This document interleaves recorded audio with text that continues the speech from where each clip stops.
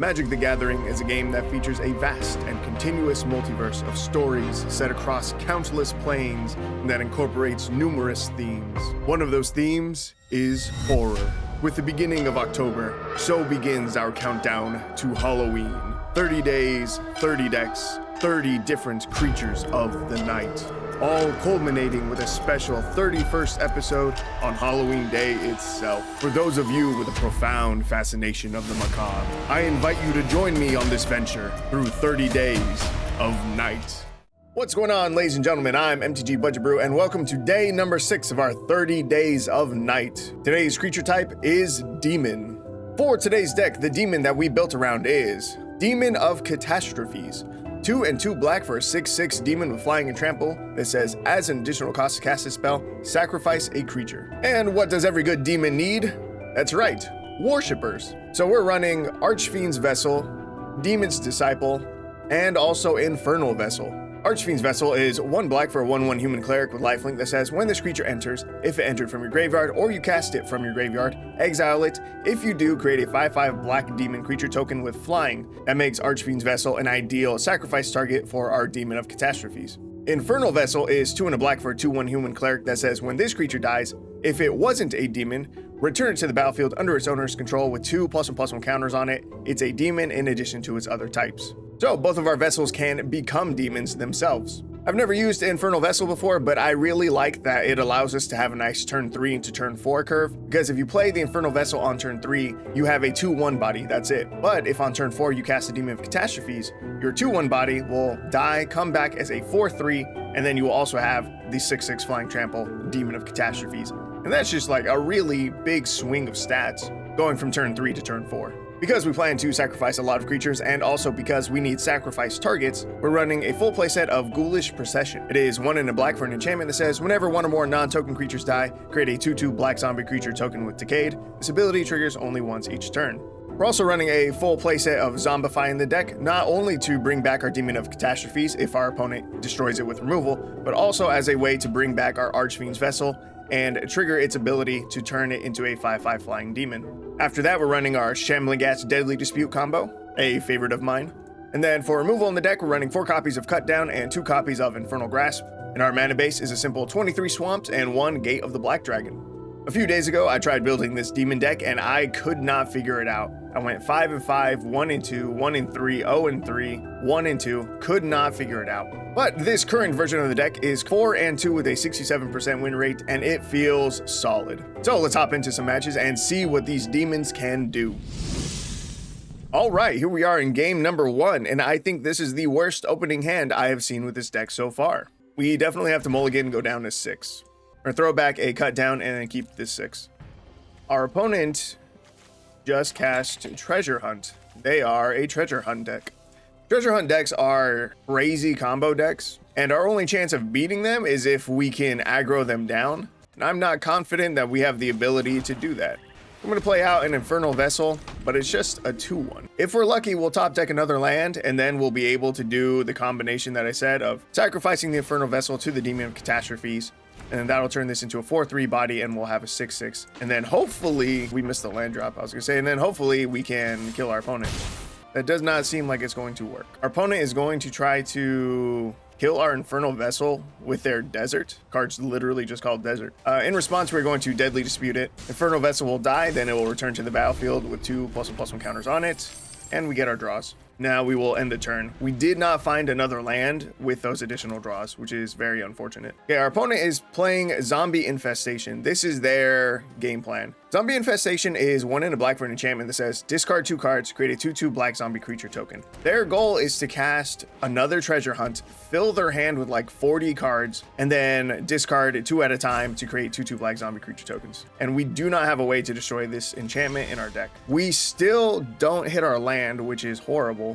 I'm going to cast Archfiend's Vessel, and then we're going to swing for 4. Our opponent discards 2 and makes a 2/2. Okay, they made 3 2/2 zombies. They only use 1 to block. Oh, I see why. Because they're going to use their Desert to kill our Infernal Vessel. In response, we will Deadly Dispute, sack that, get some more draws. Okay, we find another land, which is very good for us. And from here, I think we just end the turn. We need our opponent to not find another Treasure Hunt. They have now discarded every card that they had in their hand. As long as they don't top deck Treasure Hunt, we can win this game. All they have is 3 2/2s. Like, that's not a lot. I'm in fact going to cut down one of them. Our opponent uses their demolition field to destroy our gate of the Black Dragon. We go grab a swamp. It's no big deal. My dog Cookie's here. Hey, ugly girl. Hey. Okay, do I block? Yeah. And then I'll use the Archfiend's Vessel to block one of the 2/2, and we go to our turn. I'm going to zombify our Archfiend's Vessel because it's coming out of the graveyard. It is going to exile itself, and then we get a 5/5 demon with flying.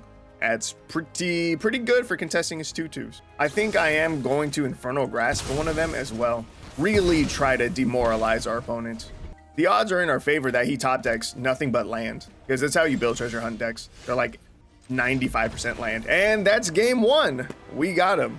Yeah, Treasure Hunt, if you don't know, is 1 in a blue for a sorcery that says reveal cards from the top of your library until you reveal a non-land card, and put all cards revealed this way into your hand. So you build the deck with like 95% lands, maybe a full playset of Treasure Hunt, and then whatever your winning combo piece is. Zombie Infestation is one of the go-to targets for Treasure Hunt decks.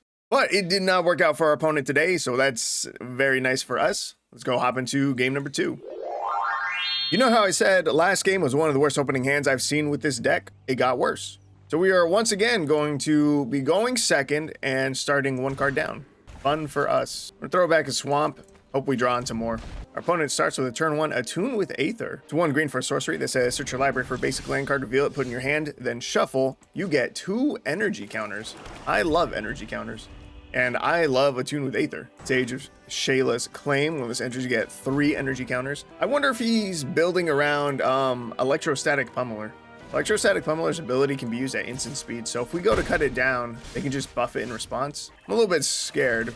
Turn 2, I played Ghoulish Procession. Our opponent played another Sage of Shayla's Claim, and then just now I dropped our Infernal Vessel. Bristling Hydra is really good. We're never going to be able to kill this Bristling Hydra, I don't think. We would have to top deck 2 cards at the same time. We'd have to top deck a land and a Demon's Disciple to be able to kill this thing. But since that is not possible, I think we're in trouble. I can play the Demon of Catastrophes, sack our Decayed token, and then all we can do is pass. Bristling Hydra says pay 3 energy, put a +1/+1 counter on this creature. It gains hexproof until end of turn. It makes it very hard to get rid of it with removal. And our opponent currently has 11 energy tokens, which means they could use this ability 3 times.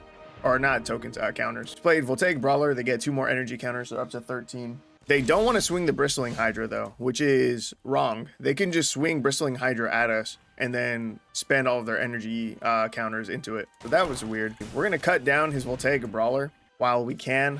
This creature gets bigger when it attacks.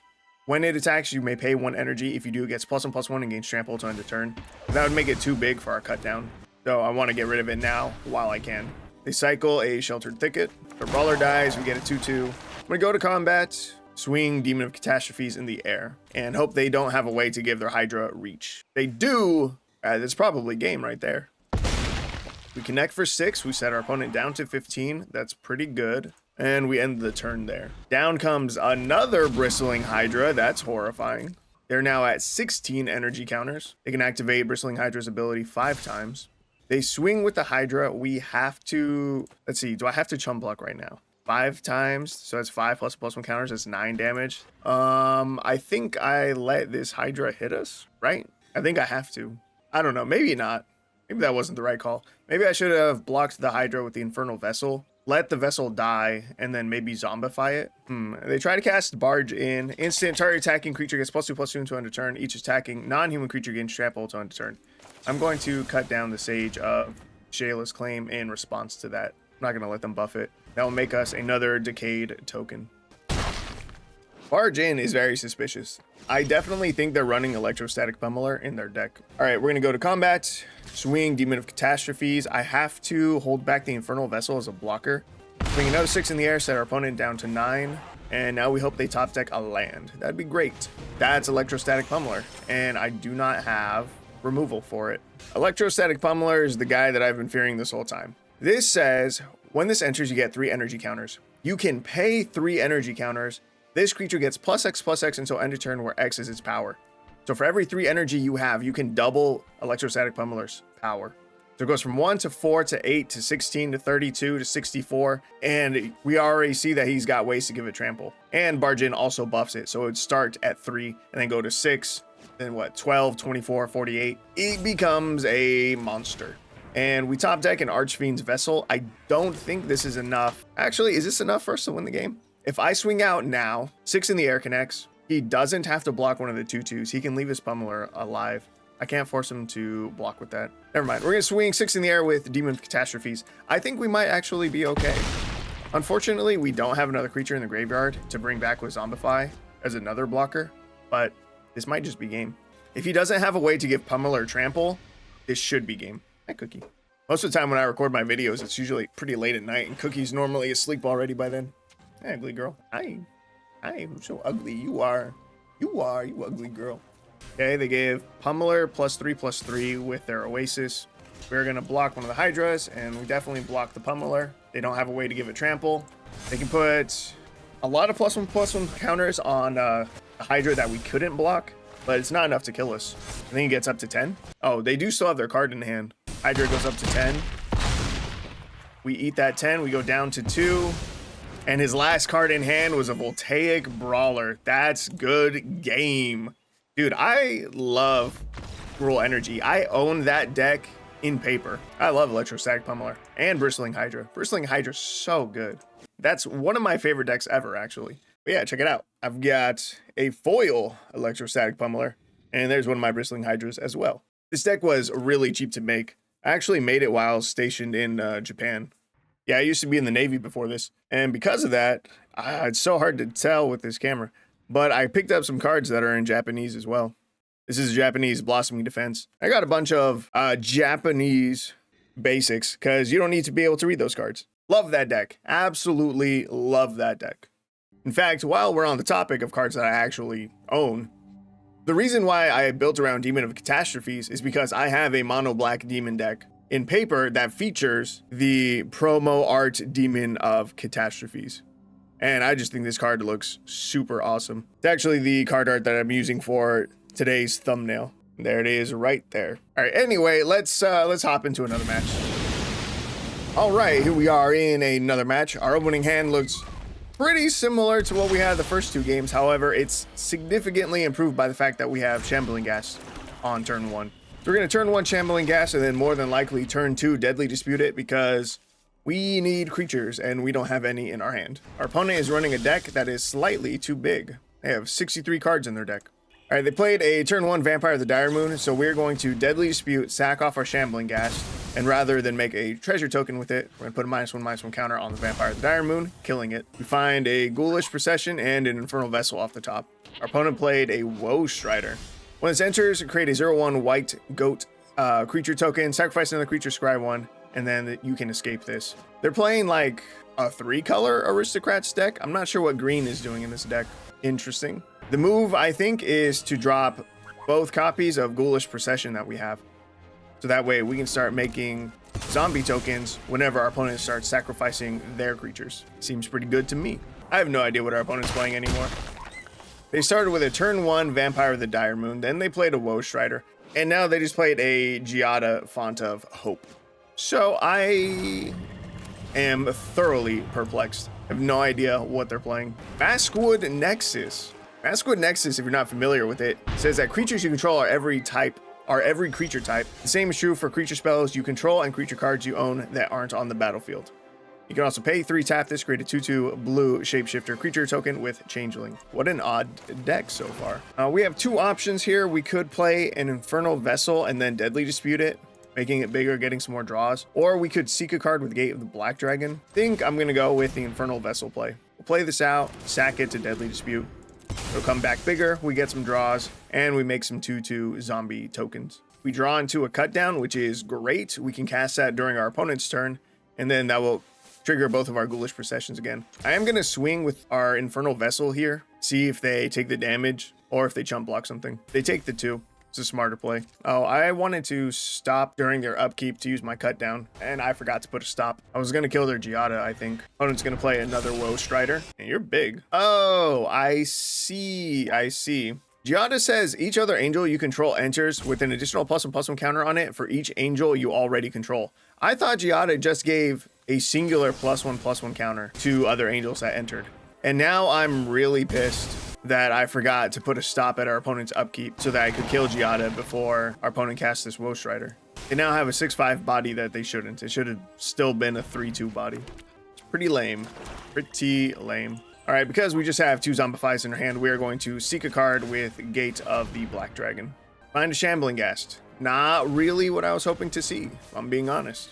Dude, we're in such a bad position now because I didn't get to use my cut down when I wanted to. They play another Giada, don't have another creature to follow. We draw into a Demon's Disciple. How much mana do we have? I'm gonna play out the Demon's Disciple right now. When it enters, each player sacrifices a creature or planeswalker of their choice. So we're gonna play the Demon's Disciple. We are going to sacrifice it. It'll give us 2 more 2/2 zombie tokens.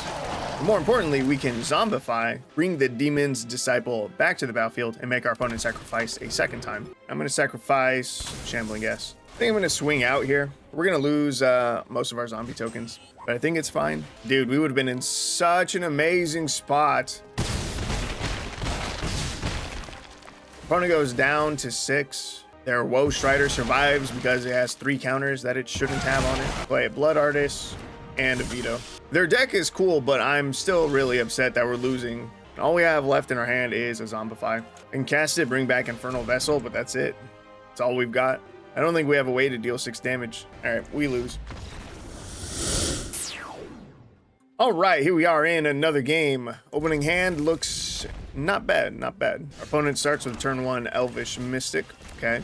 Hopefully we can draw into a way to sacrifice our Shambling Ghast. Oh god, they're a fight rigging deck. It's concerning. For our turn 2, we're just gonna play Ghoulish Procession, swing for 1, set them at 19. Fight rigging says Hideaway 5. When this permanent enters battlefield, look at the top 5 cards of your library, exile 1 face down, and then put the rest on the bottom in a random order. And it says at the beginning of combat on your turn, put a +1/+1 counter on target creature you control. If you control a creature with power 7 or greater, you may play the exile card without paying its mana cost. Very scary. They just played the Ozolith, which says whenever a creature dies, move the counters to the Ozolith, and then the Ozolith, at the beginning of combat, can move those counters back onto another creature. They have their Elvish Mystic. I'm going to play out Demon's Disciple. I should have swung first. That was a mistake. So they're going to sacrifice their Elf, and then the 2 counters that were on it, transfer to the Ozolith. Play Nykthos, that's also gross. Yeah, this dude's deck is scaring me. Gracious Hydra. It's a big, beefy boy. Is that gonna be enough for their Hideaway? It is. The card that they had hidden away was Branching Evolution. If 1 or more +1/+1 counters we put on a creature you control, twice that many are put on that creature instead. So luckily we do have removal for the Hydra. So I'm gonna play Ghoulish Procession, our second one. We're going to Infernal Grasp with the Hydra. We get 2 more zombies. I'll swing in for 5, set our opponent down to 14. Our opponent just played an Ochre Jelly, which is massive. It is an 18/18 with Trample and Ward 2. This would normally be big cause for concern, but we can guarantee that our Demon Disciple dies, and then we can zombify it, make them sacrifice their Ochre Jelly. I'm going to full control, put a stop at combat. We're going to swing. The reason why I'm going into full control for this combat, I'm doing this so that way we can sacrifice one of our 2/2 zombies to our Deadly Dispute. They do block Demon's Disciple, it dies. We get 2 more tokens, and before our tokens with Decayed sacrifice himself, I'm going to Deadly Dispute one of them. Okay, we go to our second main phase, and we have to zombify the Demon's Disciple or we die, which is too bad because we have a Demon of Catastrophes in hand, but we cannot get it out. Oh, and none of this mattered. I know what Ochre Jelly is, and yet I chose to ignore its ability. It says when this creature dies, if it had 2 or more +1/+1 counters on it, create a token that's a copy of it at the beginning of the next end step. So we killed it. The token came back at the end step. It got all the counters back from the rest of his board, and now we're just dead. So even though we had removal for it, it did not matter. And we died. All right, we end the deck 6-5 with a 55% win rate. We have a 0% win rate on the play. Oh, we were on the draw for literally every single game that I played. And just finally on this last game was the first game that I was on the play. Yep, that it was unfortunate. As soon as, when I was testing the deck, I was doing really well. Had some really fun matches, had some great matches. The game that I played against this dude, Dajarbot, was really cool. He was playing an Azorius Artifacts deck built around Tidus, Blitzball, Star, which is a Final Fantasy card. And he had a really cool deck. But unfortunately, after I started recording, I just got garbage opening hands. So we had to mulligan and start with less resources than our opponents. And they were just not fun games. Lucky for us though, I actually was recording when I was doing my deck testing. So we're gonna have an extra bonus game, and you guys will get to see the footage of that Azorius Artifacts deck. But if you guys liked the video, you should like the video. If you liked me, the video, and you like Magic the Gathering, you should consider subscribing to the channel because that will get you more of all three. And thank you guys for joining me on day number 6 of our 30 days of night.